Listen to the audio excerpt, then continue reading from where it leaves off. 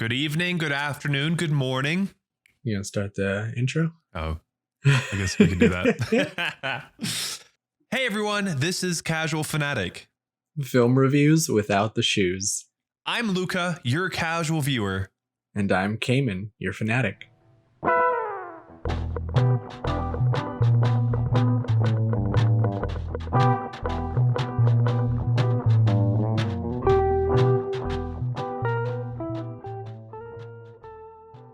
My day's been pretty good. I'll just go straight into it, Cayman. We had work and we actually had a rep come in today and he brought cookies. So Ooh, cookies. yeah, who doesn't like a good batch of cookies? They were crumble cookie, and if you've ever had a crumble cookie, you know exactly what I'm talking about. And then I got home and I tried to charge some batteries for my RC plane and they're not charging, so I'm not quite sure what's up with that. They might be full charged, but who knows?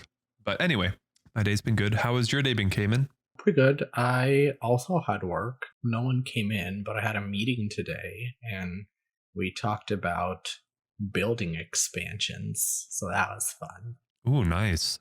And then when I got home, I put away some dishes and talked to Elena for a bit. Like grown-up shit, huh?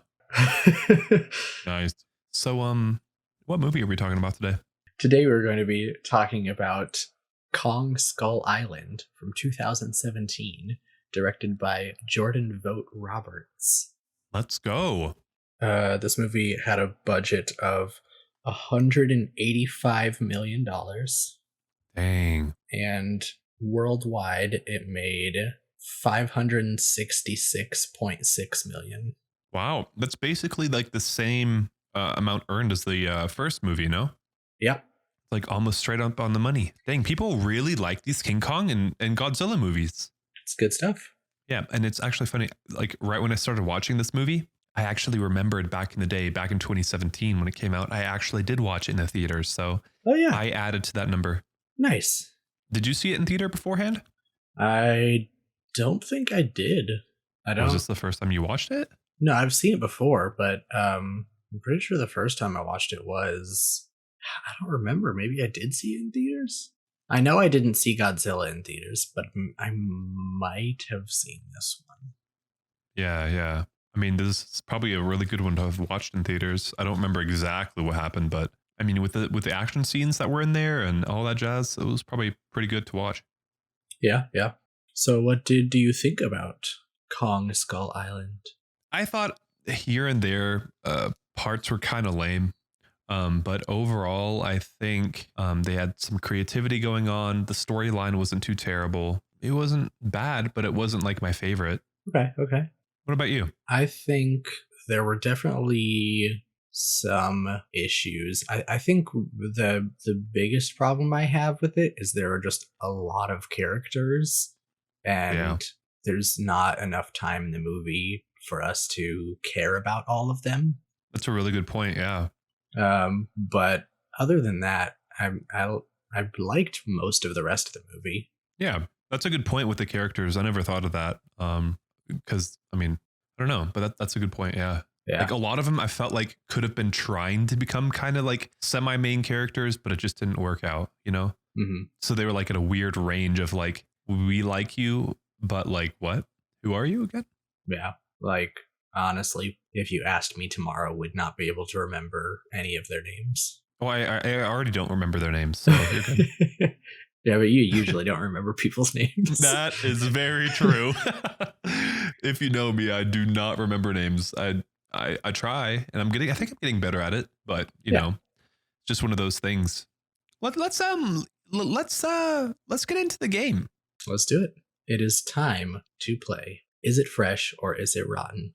Guess the percentage of positive reviews out of all the reviews that this movie has gotten. Let's do it. So, first off, what score would you personally give this movie? I personally would give this movie a 62. Really? Okay. Yeah. I just didn't think that in the parts that it was supposed to be strong. Maybe 62 is kind of mean. Maybe 68. Let's do that. I mean, you can give it a 62 if you want. Wait, is 68 still positive? It is, right? Yeah, for anything over 60 for Rotten Tomatoes is positive, but Yeah. that doesn't mean that that's the scale you have to use. Yeah, true. I'll give it a 68. I mean, I didn't hate it, but I didn't love it, if that makes any sense. I feel like, Okay. yeah. I think I'd give it like a solid 80. Really? Yeah. Why? Because I mean, like I said, other than the failing character development, I liked everything else, and I feel like I don't know, taking 20% off for the characters is already a pretty big chunk. Yeah, I can see that. I just took 32%, not a big deal. I'll go hard in this one just because I feel like the flying at the beginning, they just made too big of a deal of it, and it wasn't good. Okay. So, I mean, we can get into it for sure. But before we do, what do you think the critics thought? Maybe like a 73. Okay. Probably the same as like the Godzilla movie. No, that was also 73. Was it? I think so. I'm gonna tell you right now, I don't remember the scores as soon as we're done playing the game. Oh, I think it was though. Yeah. Okay. So our rotten review comes from Carl De Los Santos from Smash Cut Reviews. Carl says, not only is the plot subpar, the characters feel like they're made to die, and the ones that have some purpose are so dull that you wouldn't even care if they were gone. Yeah, like you said, the character development was just poor. Yeah, it was. That's actually a really funny review.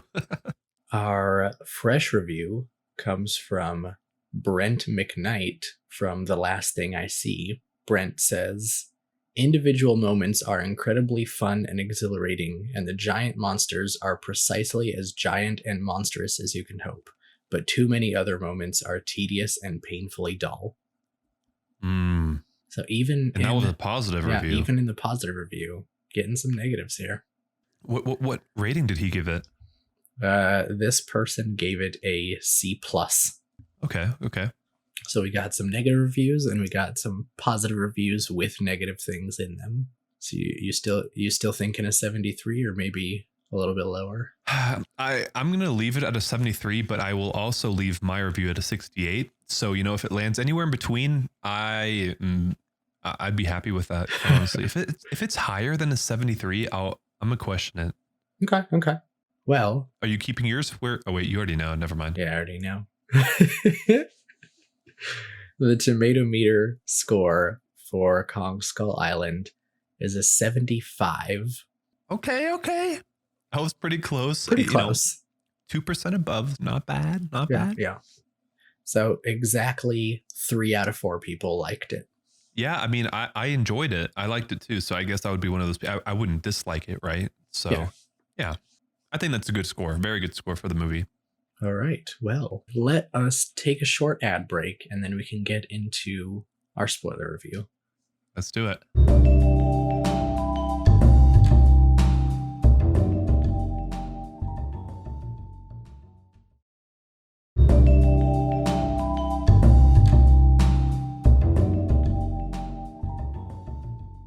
Ooh, wow. What a good ad.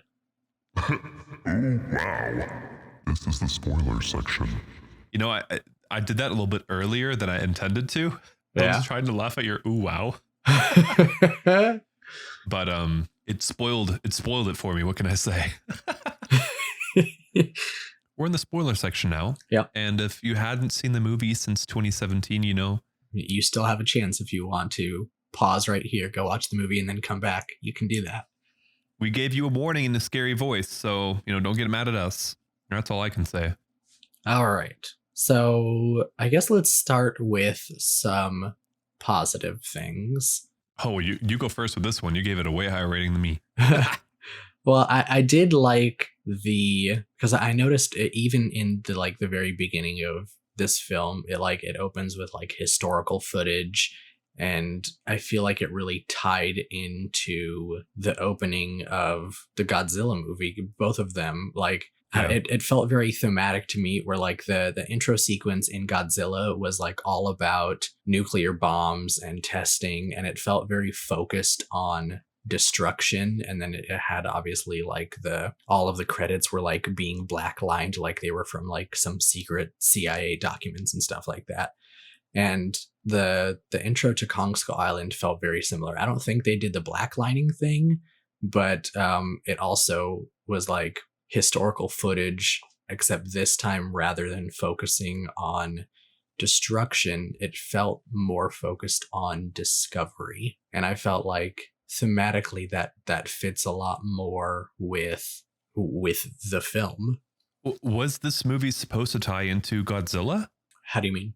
Like it wasn't supposed to like mirror Godzilla in any type of way or have him in it, right? No, there. I think at one point he is referenced, but I mean, there's not like, there's a direct reference in the after credit scene, but during the actual movie, I think he's only passingly mentioned once. But no, other than that, it's not directly tied into Godzilla in any way other than the scientists are from the Monarch organization, which is the same organization from Godzilla. Oh, okay, I see. Yeah, because I definitely did not realize if there was a connection or wasn't. Yeah, I mean they take place in the same universe, but it is an entirely different story. Okay. But yeah, there's a section where John Goodman's character, I think his name is like Rhonda or something. One of the scientists was talking about how the reason that he joined Monarch is like when he was a kid, he was like on a ship and the ship got destroyed and like the government covered it up because the ship got destroyed by a giant monster. And he said, no one else knows about it, but I know what I saw that day, kind of a thing. And so that's what, like, the illness survivor, correct? Right. And so that's what made him believe in monsters, and that's why he joined Monarch. But I think the idea is that the monster that destroyed the ship and killed his family was Godzilla. Oh, I see. You think it was Godzilla, or you think it was supposed to be Kong? Well, they didn't know about Kong until this movie, because they didn't even know that an island was there. The only reason that they found the island was because satellites had just been invented and launched into space, and so they could like that was the other thing about the intro sequence, was they kept talking about like, now we can see pictures of the world and unseen places and things like that. Okay. And this movie takes place at what time exactly? So time frame that people are aware of. I believe the exact year is 1973. It's like it's right at the end of the Vietnam War. Right, because one of the people that was a part of it, the photographer, the lady, yeah, she was an anti-war photographer. Yeah. So, and obviously, I mean, I was not alive in the 70s, but for anyone that was, I'm sure you probably remember all of the anti-war sentiment that was happening at the time. A lot of people did not agree with the Vietnam War. Right. So this is in that era. Okay. And the movie sort of reflects that kind of like it's very Vietnam inspired. Yeah, like even the soldier actors in the movie, I think they did a very good job in representing that time period. And even just like the idea of Skull Island, it's like this strange forested like jungle area that no one knows their way around, and like that's the exact same as it was for the US soldiers in Vietnam. Like Vietnam is a very heavily forested country. I mean, that's why we didn't do a whole lot in Vietnam, because obviously the Vietnamese people knew how to more effectively move around the land than people who had never been there. Right. I mean, we were at a disadvantage the whole time. And so I say we as in the United States. Like from the perspective of US soldiers at the time, like, I mean, they might as well have been fighting crazy imaginary monsters because they just had no idea what they were doing over there. Right. And I also think it's kind of funny because I literally just lost my train of thought. Oh my goodness. Never mind. Cut that out. The one thing I will say though is that when the Monarch guys go to talk to a senator about going to this new island that they've discovered, and he like is treating them like they're a bunch of crazy loony people for talking about monsters. And it like, I can understand like the general public not knowing about monsters, but like we heard and saw in the Godzilla movie that they tried to blow up Godzilla in the 1950s. and this is 20 years later. So I'm like, there's got to be some like government documents of the fact that at least one giant monster exists, you know? Right. And that's one of the things that like confused me about like, is this the same universe and how? Because of the that reference of like there are no such thing as monsters. The only reason they were able to go is because one of the scientists twisted it to being like, well, we want to discover it first, whatever's there. Yeah, but before the Russians get there. Right, before the Russians. But like that's what I'm saying. Like what you said. I mean, no one could forget a giant thing destroying a city. Well, it didn't destroy a city in 54. It was just like out in the middle of the ocean. Oh, right. But you know what I mean? Like, yeah, they know of it. Yeah, well, somebody knows of it, but obviously the senator didn't. Maybe it's like True, maybe it's just above his pay grade. Right. But then if they send the military out there, the military should know, especially the personnel they sent. I don't know, man. But when they do go out there, obviously they get to the island and there's this huge storm, and so they don't, rather than taking the ship all the way in, they take a bunch of helicopters in. I think they've got like 10 helicopters or something like that, fly through the storm. And when they reach the other side, they start dropping seismic charges, which are supposed to like map out the topography. Yeah, the topography, and like you can see like what's underground for a certain distance. Yeah. And obviously they're like dropping these bombs, and they even show like shots of like deer being blown up and stuff like that. And this does not make Kong very happy. And so I really liked this scene because you see it sort of sets them all up as bad guys. And I felt like just how we were talking about the representation of the military in Godzilla, and like in that movie they did a lot of stupid stuff, but they were still always like portrayed as the good guys. But I feel like in this movie, like the military are just straight up like the villains. I agree 100%, especially like the colonel. Yeah. I mean, he was portrayed like a crazy lunatic that had no sense about him, that was sending his men to die, basically. It was very Captain Ahab. You know what I mean? No, what is that? That's the captain who is searching for Moby Dick. Oh, yeah, basically like that. Like he just has this obsession with killing Kong and doesn't care like what happens to anyone else. Yeah. And even like it's awful that like in the movie his own men had to like point their guns at him. Yeah. Right? That just Colonel Packard, by the way. I don't think we ever mentioned his name, but played by Samuel L. Jackson. Yeah. It's just kind of crazy, like how negative the military was portrayed here, like you said. Yeah. How many of them died? So many. Like right off the bat. So many. Yeah. And that it was like, I mean, it's just a beautiful scene of Kong just like slaughtering these guys, and like it sounds terrible, but like it just him like swatting helicopters out of the air, and he like throws a tree at one of them. And yeah, that was the coolest part. Like a palm tree comes out of nowhere and just like spearheads into the helicopter. Yeah. Imagine trying to like swat flies out of the sky. And I feel like that's exactly what Kong was like. And we find out a little bit later down the road, what the real intention behind the the mines or the bombs were. Yeah. And it was to flush Kong out. One of the scientists didn't want to be called crazy anymore. And so he devised this plan, basically like, sure, maybe he was mapping out and trying to figure out what the soil type was like. But at the same time, he wanted to flush Kong out. Yeah. Well, I don't think they were like specifically looking for Kong, but they had an idea that there was probably some sort of monsters there. Yeah. But yeah, while they're dropping the seismic charges, you see the other scientist. Is it Brooks, or is that one of the soldiers? I don't know. Anyway, there's a younger scientist that's following him around, and while they're dropping the seismic charges, he has like this computer readout thing. I don't know, it just looked like some weird like Tetris pieces on the screen. Didn't really make a whole lot of sense to me, but he was like, "Oh my gosh, you'll never believe it. The bedrock is practically hollow." Right. And so, and he talks about that later. He calls it Hollow Earth theory, but like they definitely like way play it down in this movie, because like actual Hollow Earth theory is like there's literally nothing inside the planet. Like it's hollow all the way to the core. But in this one, he describes it as massive underground spaces.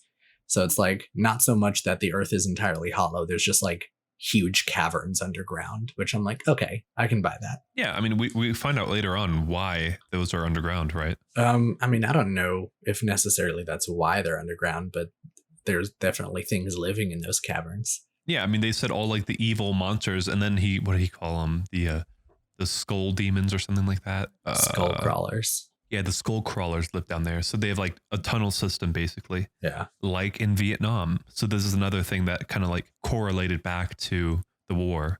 It's true. But yeah, because I don't think they ever like specifically say that the skull crawlers are the ones that created the tunnels. I think it's just no, they just said they lived down there. Yeah, because he like the younger scientist was talking about how like when he was in grad school or whatever, he like presented his thesis on Hollow Earth and everyone laughed at him except for the older scientist guy. Yeah, I definitely did not catch on to that part.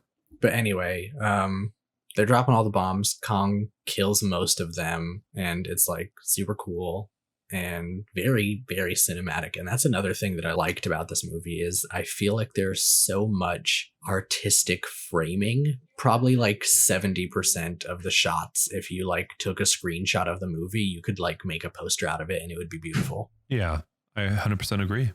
It was great. I mean, definitely not too much and definitely not too little. I think it was like the perfect amount. And then watching Kong also like walk away at one point, but then like also looking back at his injuries that he received from like the helicopter blades and being shot in the shoulder and all that stuff. There's like a scene where he slams some helicopters into the ground. And it's like this huge fireball, and you see Colonel Packard just like standing there, and they make eye contact. And it's like at that moment is when you can tell like these guys are enemies. Oh yeah, just gorgeous, good stuff. All right, Luca, come on, you gotta. What's one of your like things?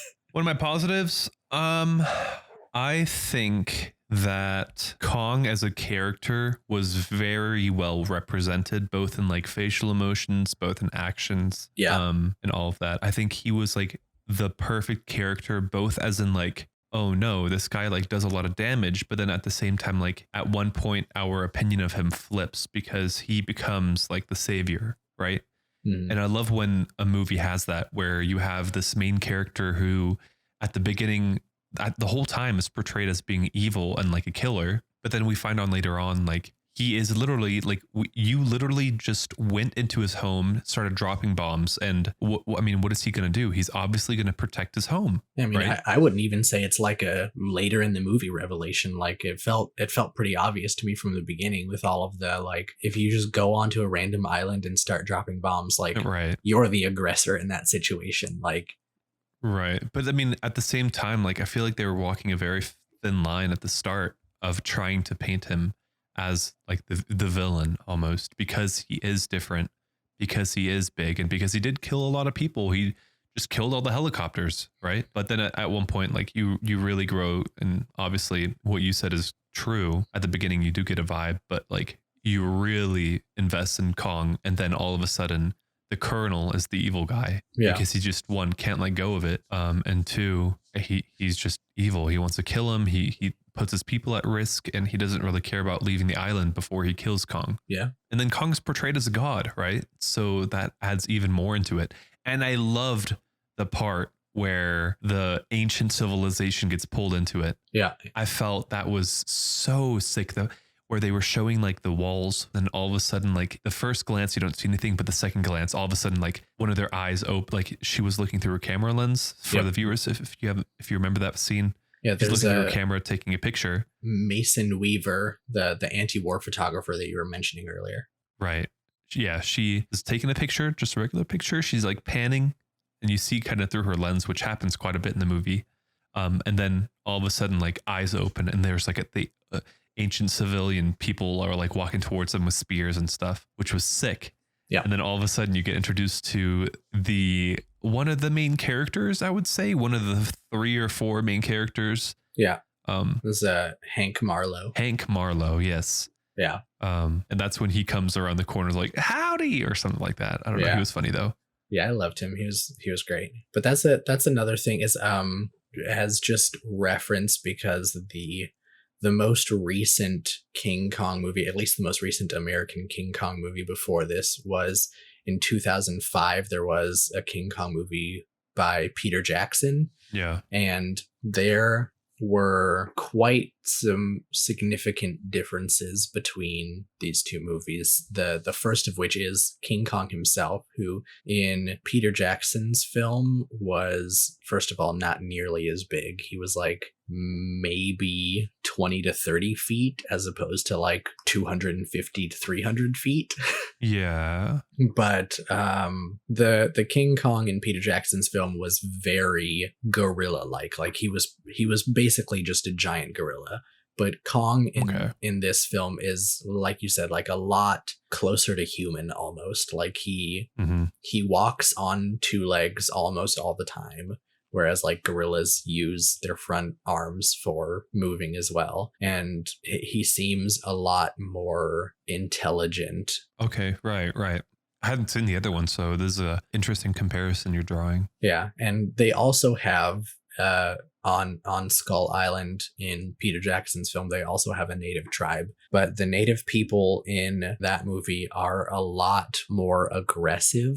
It just like it feeds into like an old school kind of thought where it's like, oh, we went on to this island that we've never been, and these people were just monsters, and they just like tried to kill everyone, and they're evil, and like those are the kind of things that people thought back then. Like in reality, like anyone that wasn't a white European was like, oh, they're uncivilized, you know? Right. And they are in Peter Jackson's film. Like they just straight up, these people come onto the island and they immediately start trying to kill them. They like smash one dude's head at one point. It's pretty crazy. But not so in this movie. They are like, it kind of starts off similar, and I remember the first time I watched it, I was kind of like worried that something like that would happen, because like you said, they like are blending in and they like pop out when they have spears and stuff, but then you immediately find out like, no, they're just like protecting their territory. And once you get to know them a bit more, you see that they're like peaceful people living on this island. Yeah, literally the kindest people that you can imagine. Yeah. I loved the way that the civilization was portrayed. Of course, anyone, no matter who it is, animal, human, bee, insect, they're going to protect their home. I mean, that's just how it is. Yeah. But how you're portrayed afterwards really is what matters. And these people were portrayed as, one, they don't talk a lot. Two, their civilization is perfect because they don't have greed. They were just there worshiping the one thing that protected them. Yeah.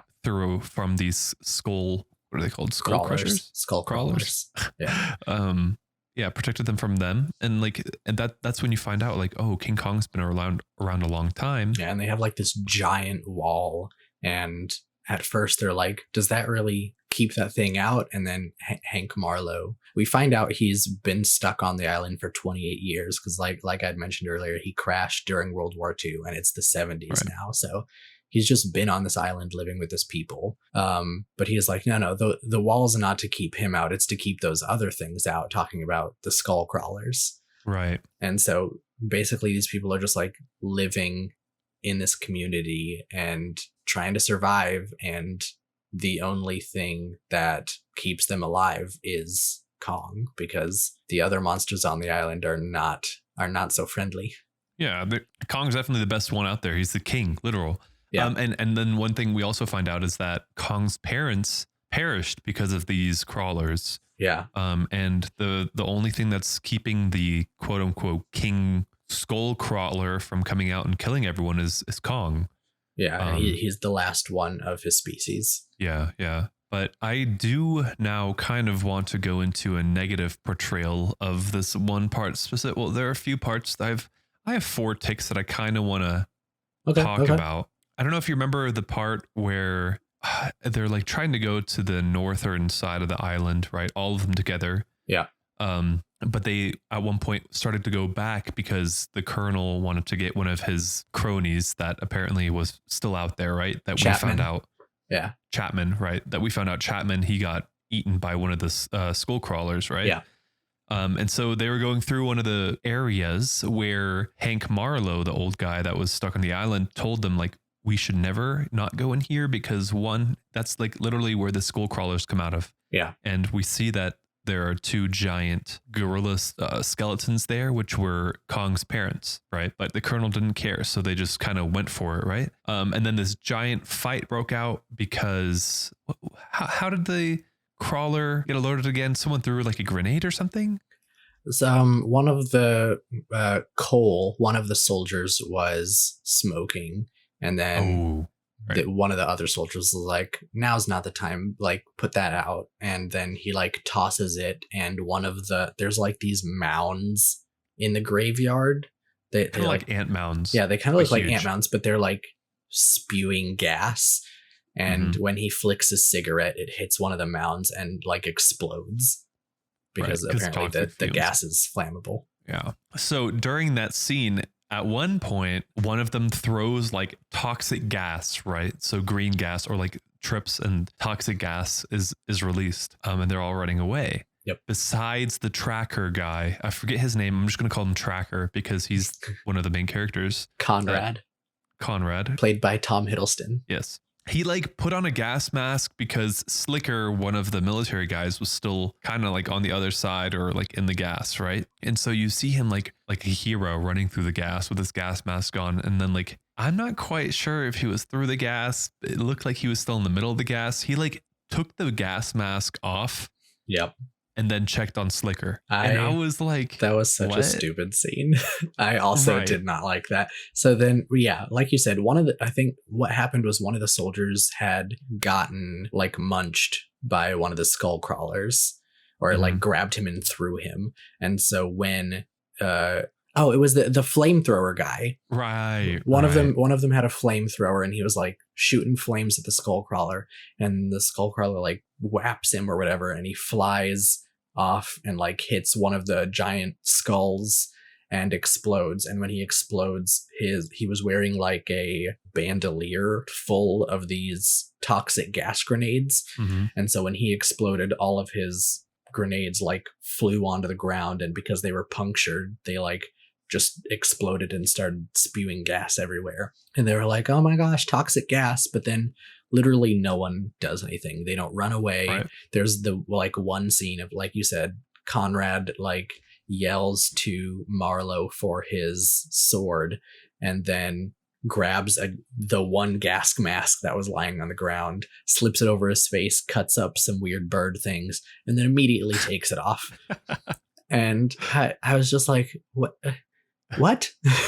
That's what I'm saying. Like that whole part just did not make any sense to me. And he's just trying to be like this hero scene, but I'm like, dude, you killed like 3 birds. Like you didn't really save anyone. Right. It was just weird. It was super weird. It was just weird. I just wanted to mention that because it kind of triggered me. There are a few triggering points that I just did not like that were like so anticlimactic, where they could have done something so much better. But they just chose not to. Part of that scene that I did like is when Rhonda, the older scientist guy, he's like trying to take pictures, and then he gets eaten by one of the skull crawlers, and he still has the camera on him, and then the flash keeps going off, and so you can like see it inside of this. Yeah, you hear it and you see it inside the skull crawler's stomach. And because the graveyard is like covered in this fog and smoke, like the skullcrawler runs off, and then they're all just like standing there, and you can like hear in the background the flash going off. Yeah. And I was like, that's cool. Like the tension and like the scariness of that moment, I liked it. Yeah, no, I agree. It was really cool. But then you have to also think, did cameras back then have auto picture sequencing? Like, I think, well, because the flash was malfunctioning. I don't think it was supposed to do that. But like, are you sure? I think he was just taking pictures, and like every time he took a picture, like the flash would go off. Yeah, it did. But then remember, like right before he got eaten, he tried to take a picture and the flash didn't work, and he was like hitting it. So I think like something went wrong with the flash. Oh, okay, maybe. And so it never mind. So it just kept going off over and over again. Yeah, no, that was really cool because then you could see like how fast these creatures were. Yeah. Creatures as in the skull crawlers, and it definitely added way more drama to it. It was pretty cool. I also, I'll go ahead and throw a negative in here as well, it's not like a huge problem, but I don't like how sneaky monsters are sometimes. I don't know. I feel like if I think back, I can kind of remember it happening occasionally in the Godzilla movie as well, but like not even that much. But in this movie, it's like there's these giant, like thousands of pound creatures. And then you have scenes where like they don't notice that it's coming up to them. Mm-hmm. Like at one point, the photographer Mason Weaver goes outside the city to help this like giant buffalo looking thing because one of the helicopters that crashed landed on top of it, and so it's like stuck out in this field. Super nice creatures, by the way. Yeah, I like those creatures a lot. And she's trying to push this helicopter off of the creature, which is like obviously not going to work. But then while she's pushing, all of a sudden, Kong reaches down and grabs the helicopter and just picks it up off of the buffalo. And she's like surprised. And I'm like, there's no way you didn't hear Kong approaching this area. Like we see later, there's like when the soldiers are walking through that big open field, there's like huge footprints in the ground. Like every step that Kong takes is like literally indenting the earth. And you're telling me he snuck up on you? Right. It just is kind of silly. You know, but I mean, sometimes creatures like walk hardcore and sometimes they can sneak about like cats. Like sometimes you hear them pitter patting, but if they're trying to go hunting mode, you know? I mean, I guess, but if my cat weighed 10 tons, True. I don't think he'd be that sneaky. But he would have more padding in the feet, you know? I don't think size and weight correlates to loudness, if that makes any sense. I mean, cars, you could talk about cars being really loud, but then you talk about like a Tesla Model X, right? And it's super quiet. I guess, but that's like rolling is very different than taking steps. Like no matter how sneaky you're trying to be, when your foot touches the ground, you are going to cause some vibrations. And when you're that heavy, those vibrations are going to be noticeable. Okay, but what about like a lion running? Like they're pretty quiet if they're hunting. I don't know, I guess, but yeah.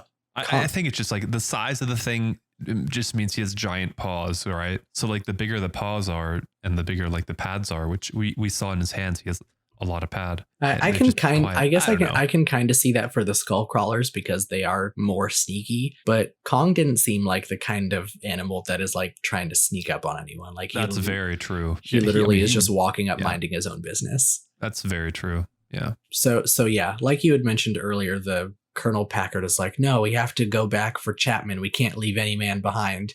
But like his actual motive is just because the helicopter that Chapman crashed in had a shit ton of weapons in it. Yeah. And he's like, oh, if we make it to that helicopter, then we have a bunch of weapons and we can kill Kong. Right.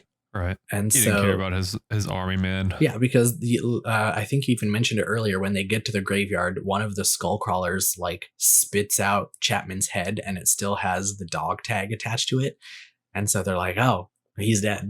Right. That was another thing that, first of all, didn't like that, because the sheer coincidence that this skull crawler happened to A, be the one that ate him, and B, spit out his dog tag right then. Like it could have just as easily been like they have this huge fight and then they get to the helicopter and Chapman's just not there and they're like, oh, wonder where he went. Right. Yeah, I mean, there's definitely a lot of, how do you say, convenience. Right. Very, very much so. Like, but yeah, even after they find out that he's dead, Packard is like, that doesn't change anything. We have to get to that helicopter anyway because it has all the weapons. And nobody, like, obviously the scientists and stuff disagree with him, but none of the soldiers even almost second guess him, which, like, I get it, like their orders and whatever, and you have to follow them. But I think when you're on an island with giant monsters, that's a time when it's okay to maybe speak up. I 100% agree. Yeah. And it was especially irritating because Cole, one of the soldiers, while they were walking around, he has a specific part where he's like telling a story about Vietnam. And he's like, I got this gun from a farmer when we were fighting. And he told me he'd never even seen a gun before, and has this whole big speech and says, like, sometimes the enemy doesn't exist until you go looking for one. Right. And so it like, I felt like, I was like, that's like a good speech and a good, like, I liked his viewpoint about what was happening, but then he doesn't ever apply it to Kong. And it would have been nice if he spoke up and was like, no, we need to just leave Kong alone and get the hell off this island.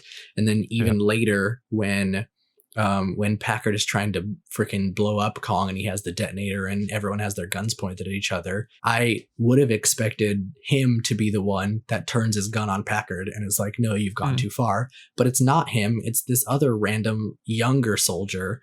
Yeah, it's like another character they want to put into like the light. And I'm like, no, it would have made so much more sense if it was Cole. 100%. Yeah, like you were saying at the very beginning, I think they put too much emphasis on every character almost.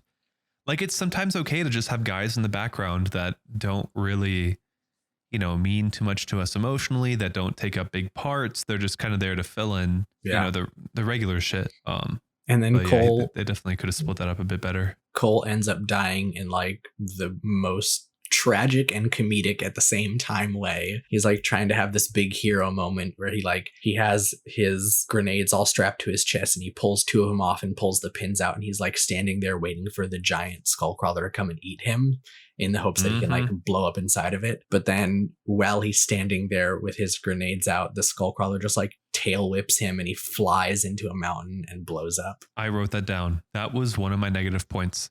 I hated it. I hated that point. And I was trying to say it like earlier, these parts where they could have done something super cinematic, something super cool, they just chose to kind of like ruin. And I felt like it was also kind of weird because the skull crawlers previously had always just straight up attacked, never really been that smart about anything. But this skull crawler like looked at him and like turned around and tail whipped him as if like it knew that the guy was like about to do that. Right. And I was like, there's no way. No, it was super stupid that the skull crawler is all of a sudden smart enough to recognize grenades. Right. But instead of like a nice juicy meal. Right. Yeah. Like, I don't know, man. But at the same time, I obviously get why they did it, because if he had just blown up the skullcrawler, then there wouldn't be the huge fight scene between the skullcrawler and Kong. Right. But what they could have done is like kind of like done another tactic of like building up the tension, because like, what if this wasn't even the biggest skullcrawler? Yeah, there definitely is a way they could have done that. Yeah.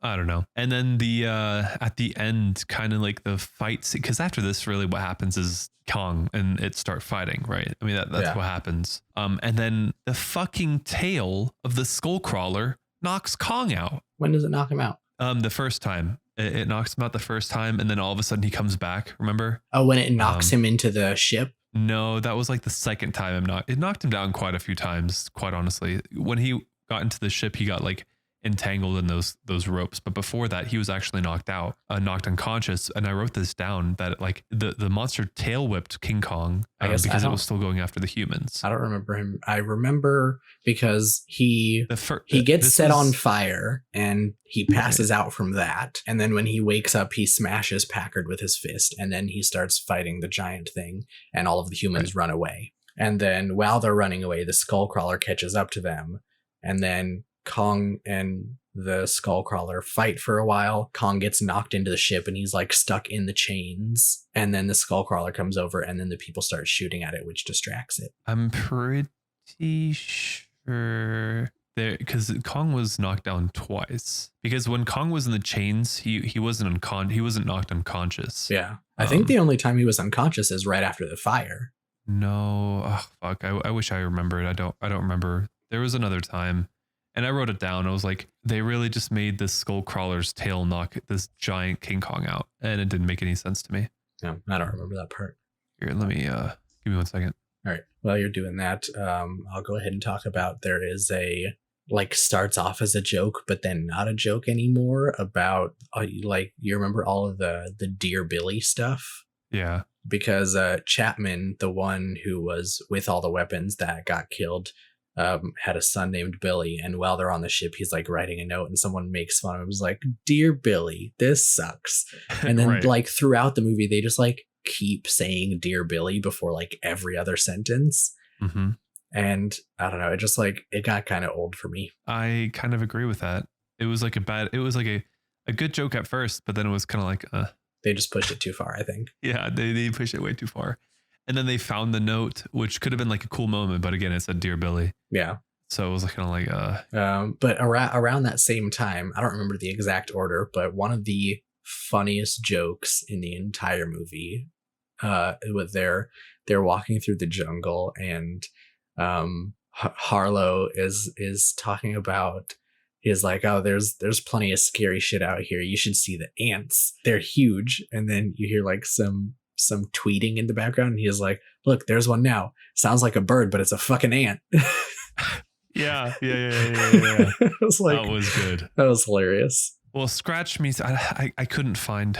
I tried to go look on the internet where Kong passed out, but I don't remember. But I just wanted to say again, back to the fight, because I kind of want to go back to that. The way King Kong killed the Skullcrawler Yeah. was fucking sick. Yeah, it was. I thought that was such a good part. One, because there's like this very hardcore tension going on because the photographer just got like knocked off a mountain basically and Yep, was yep. underwater and drowning. And Kong like pulled her up. And by the way, I don't know how the fuck Kong was fighting this giant skull crawler, right? Yeah. And he like basically punches it out. And then like the next thing we see is like he found her in this murky ass water. He probably saw her fall into the water. I mean, if you could see someone fall, but have you ever dropped your glasses in water and like started like looking for them and it takes forever and you were like standing in the same fucking spot, you know? Yeah. I don't know. I just felt like he found her way too fucking fast. Like the hand coming down and like lifting her up. I felt like that was kind of cheesy, but where he like had her in her palm and then all of a sudden like there's the skull crawler again fighting King Kong and King Kong only had one hand to use. Yeah. And then all of a sudden the skull crawler like bit his hand that she was in and like swallowed it. And then King Kong like literally ripped out its insides. Yeah. Like pulled the tongue just out and everything else came with it. Yeah. I thought that was so fucking sick. I love that part. That's all I wanted to say to that. That was a very, very good part of the movie. Yeah. Besides the fact that King Kong found her in that dirty ass water. And there's another part where he like Kong rips off rips a tree out of the ground and then like swipes all the branches off and like has like a bat and just like smacks this freaking skull crawler over the head. Yeah, smacks the shit out of it. That was pretty cool too. And the tree like and after he's in that same fight sequence, at one point he got like his hands on either side of the skull crawler's mouth and was like pulling it apart. Yeah. And I thought at that point, like the skull crawler, he was just going to rip its like head in half. Well, and that another interest, maybe I don't know if it's purposely a reference, but that is something that happens in the 2005 King Kong, and I think even happens in the like 1933 King Kong movie. But Kong is fighting a T-Rex, but it's like a giant T-Rex, like way bigger than an actual T-Rex would be, and the way he kills it is by like snapping its jaw in half. Oh, okay. That makes a lot of sense. Yeah. Because I was like, that's a crazy buildup. I was like, here it is. And then all of a sudden, like, I think he like tail whips him or something crazy. Yeah. I don't know exactly how he got away, but I mean, if you want to go and you probably see the T-Rex fight scene on YouTube if you want to go watch King Kong snap a dinosaur's jaw in half. Hell yeah. I mean, I imagined it with the fucking skull crawler. So I don't doubt it. I can definitely go look at it.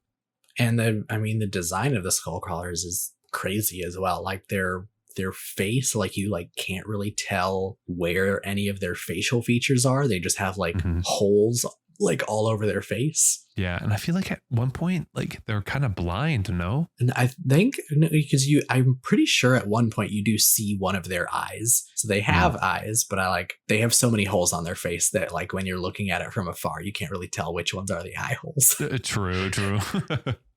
But yeah, I mean, there's not much after that. They fight, and then I think that's it, right? Like, what happens after Yeah. the fight? They just like sail off They- into the sunset, and They then sail off and get picked up. and they That's get really it. picked up. Oh, and like the very end. Yeah, there's Right. and this is what I wrote down as one of my positives is I loved the reunion scene for Hank Marlowe. I agree. As they have like a short little conversation earlier in the movie where he's like, yeah, I have a wife or had a wife. I don't know anymore. And one of the other guys is like, yeah, she probably moved on. And then someone else is like, well, you'd be surprised how long some people wait. And then we get this like touching, looks like home video footage at the end of him returning home. And he's like, got his dress uniform on, and he went and got some flowers and rocks up to the door, and his son answers the door, who's now like looking like he's 20, and right. his wife sees him and like just is in complete shock, like drops her plate and like runs over to him, and they hug and cry, and it's a very touching scene, and I really liked it. I agree. It, like you said, it was a beautiful scene because one, like he was like, I don't expect her to have waited all this time for me. Yeah. It says he just wants one more chance to see his son. Right. That's all he really wants to do is see his son again. Like he wants his wife to basically have been moved on.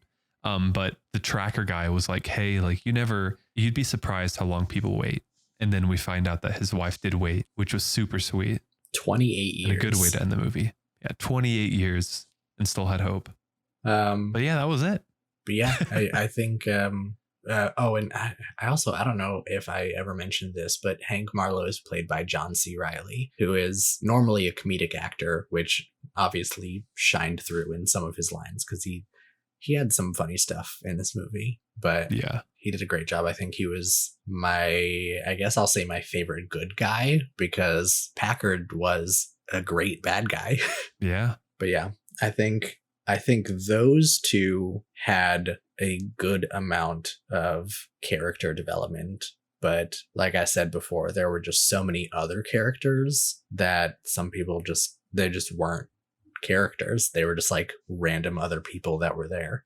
Yeah, I agree. They definitely need to tone down on that one, but it is what it is. And that's probably, why they got a 75. There was just too much going on, too much character development, or lack of character development spread, or you could say there was a lot of character development spread thin. Yeah. Yeah. But overall, not a bad movie. Not the best movie, but definitely a fun movie to watch. Definitely, I feel like it's a good one for kids, like as an adult, you're kind of like, okay, cool. But like if you're really, like a teenager. Teenagers, definitely. I think this is a little intense for actual children, I think. Yeah. There's like teenagers, people being ripped in half and not like 8-year-olds like watching these two. Although surprisingly not rated R. It's PG-13. I mean, there was no, nudity. There was no really cuss words in the movie. There were a few cuss words, yeah. Were there? Yeah. First of all, the fucking ants thing that I said earlier. True. He says fuck there, and Samuel L. Jackson says bitch please at one point. Oh, he does say that. What did he say that to again? Something about her, and he was like, bitch please. Yeah. That was pretty good. I mean, it wasn't like super harsh. No, I think although a lot of people died and a lot of bad things happened, it wasn't that gory. Like every time someone got eaten by a skull crawler, they just like munch and then they're inside the thing's mouth. It wasn't there wasn't blood and guts spewing all over the place. Right. And just kind of like swallowed up. Yeah. The only time we saw blood was that one guy. Chapman. I mean, yeah, Chapman, and then that one time with the spider and like the leg went through like the mouth of the guy. We didn't even talk about the spider thing. That was also a cool sequence. That was very cool. Like the spider like looking like bamboos, and this guy then all of a sudden like looks up and just gets railed through the mouth by one of these legs. Like faux show. That was pretty sick. But that's the movie, guys. That's it. Yeah. I think our scores were pretty fair. Yours this time was a little higher than mine, but that means it is time to move on to trivia. Let's do it. Trivia sounds like a good deal. All right, let's see. Okay, so this first one is actually, we were just talking about this, but the scene where Marlowe says, it sounds like a bird, but it's a fucking ant. was actually an outtake in which John C. Reilly was trying to get the cast and crew to laugh by throwing out the most bizarre, outlandish, imaginary monster that he could come up with. The director decided that it fit well with Skull Island's bizarre ecology and kept it. And in a later interview, even said that he wanted to include a giant ant in the scene, but he couldn't due to budget constraints. No shot. Budget constraints after having spent like what, 165 million dollars? Yeah. I mean, where does all that money go? That is so much money. Yeah, and they used every cent of it. Jeez, where? Well, I don't know if that movie was, to me, looked like 165 million dollars. I will give you an idea with this next fact here, which is that Samuel L. Jackson was reportedly paid $5 million for this movie. Okay. Wow. That's a lot of money for his acting there. I mean, he did a good job. I mean, yeah, for him to be a fucking asshole and get 5 million from it, I'm with it. Wow. That's a lot. I guess he was the highest paid actor on that, right? I mean, probably. He's a big name. Yeah, he's probably the biggest name out of anyone here. I mean, obviously, I had mentioned earlier that while I was going through the trivia, there was like 20 different facts that were the exact same. And it was just pointing out the fact that there are a lot of actors in this movie that are also in Marvel movies. Oh, true. So like Samuel L. Jackson is Nick Fury. Brie Larson, who was the photographer, is also Captain Marvel. Tom Hiddleston, who played Conrad, is Loki. I think John C. Reilly was in Guardians of the Galaxy. There's a lot of people in this movie that are also in Marvel movies. Wow. That's funny. I wonder why. I mean, just because Marvel has a lot of actors, so eventually there's going to be some overlap. That's fair. That's fair. All right. Next one is that the scenes with mountains, rivers, and grassy fields were almost all shot in Vietnam. The director and cast members said that they were the most beautiful places that they had ever been. Wow. So it's kind of funny that we're drawing the comparisons to the Vietnam War and then it was filmed there. Well, I mean, it also takes place during the Vietnam War, so it's like true. Okay, it's very purposefully drawing parallels to Vietnam. Okay. Yeah. All right. Next fact. The names of Hank Marlowe and James Conrad are likely references to the author Joseph Conrad and Marlowe, the lead character from his novella Heart of Darkness. This book inspired the Vietnam War film Apocalypse Now, and Jordan Vogt-Roberts, the director of this film, described it as Apocalypse Now with monsters. Interesting. So this movie was inspired by a different Vietnam movie, and that movie was inspired by a book. Huh. Next bit of trivia here. Almost every creature, or at least the ones that are shown on screen, has the ability to camouflage themselves and blend into their surroundings. Except for fucking Kong. That's why I said almost. Almost. Okay. Yeah. I mean, we only saw like what, 2? Well, no, because so let's go through this here. There's the giant spider thing, which its legs looked like bamboo, so that's a sort of camouflage. There were the buffaloes, which I remember towards the beginning of the film, they were just like sitting in the water, and they looked like they just looked like hills almost. Like the humans didn't know that it was a creature until it stood up and started walking away. Oh, right. Okay, 4. There's 4 in total. There's the when Chapman was sitting by himself on the radio, he was sitting on a log, and then we find out that the log is like this giant bug creature. Yeah. So that's another camouflage thing.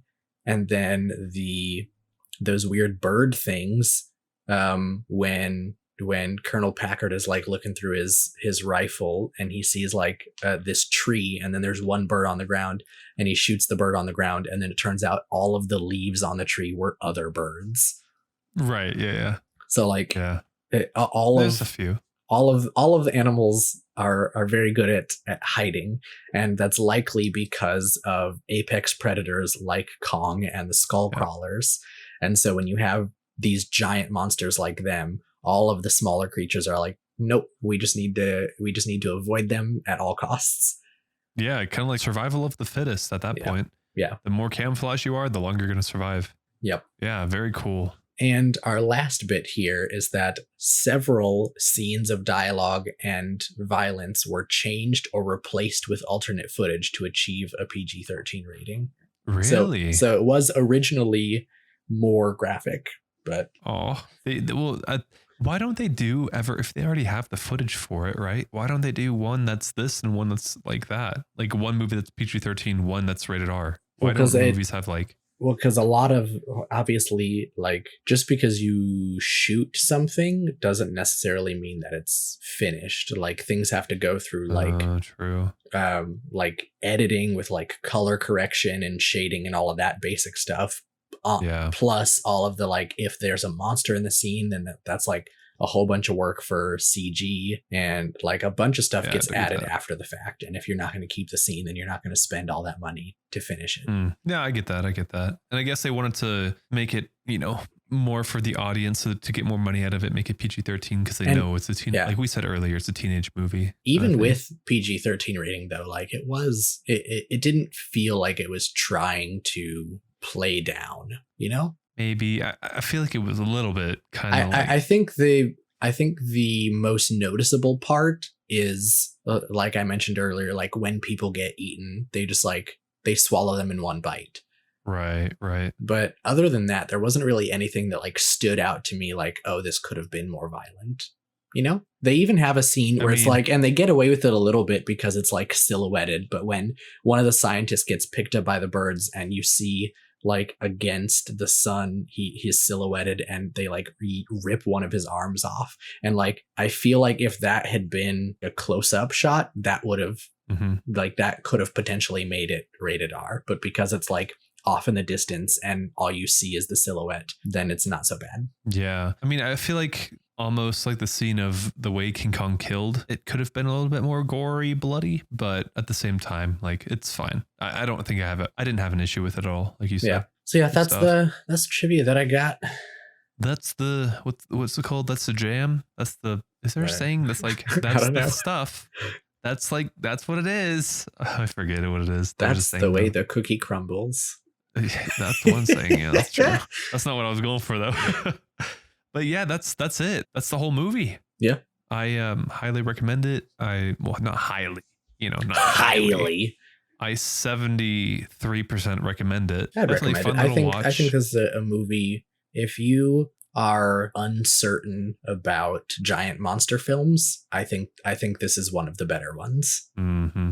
But yeah, I'd recommend it. I liked it a little bit more than Luca, but we would love to hear your opinion. So let us know what you thought.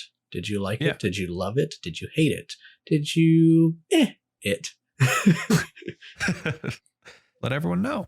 Yep. And you can email us at casualfanaticpod@gmail.com, or you can reach us on Twitter at cashfanpod. That's it. Information is down in the description. This has been Casual Fanatic. Thanks for listening. Thanks for listening.